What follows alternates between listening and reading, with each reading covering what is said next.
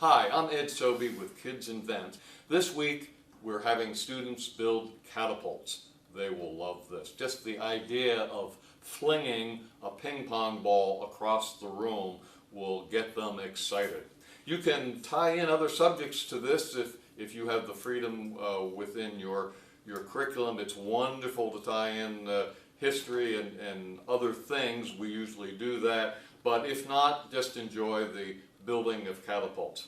We use the milk cartons, the juice cartons, because they're very handy. Cereal boxes also work well. What we really need is a structure that we can poke some holes in, and through those holes we will put an axle, and the axle will slide in through this wheel. Also into the wheel we have the throwing arm and a cup for holding the ball that we'll throw. So once we have the carton cut, we can assemble the parts pretty quickly. There we've got the catapult, and now we just have to add the rubber band, and I've made a very small hole here. We can pass the rubber band up through there. I didn't make the hole quite large enough, so we'll enlarge that hole.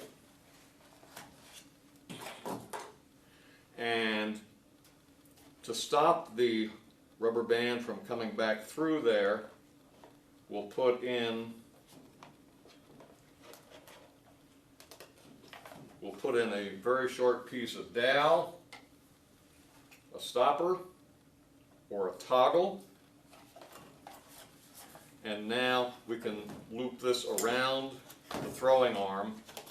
We're going to have to wrap that around a couple times to hold it in place. Pull the throwing arm back and release it. So at this point there are two issues. One is keeping that rubber band wrapped around the throwing arm at exactly the right place.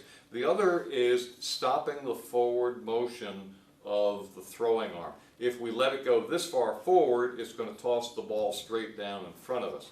If we stop it way over here, the ball's going to go way up and not very far.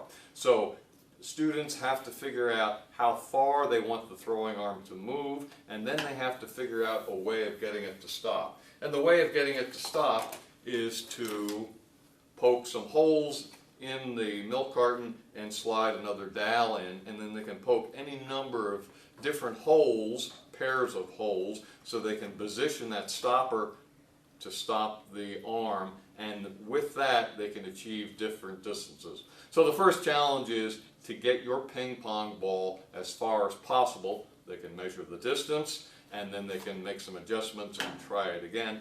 And then a more difficult, more interesting problem is to be able to calibrate it so they can get any distance they want to by rearranging the position of this stopper bar inside their catapult.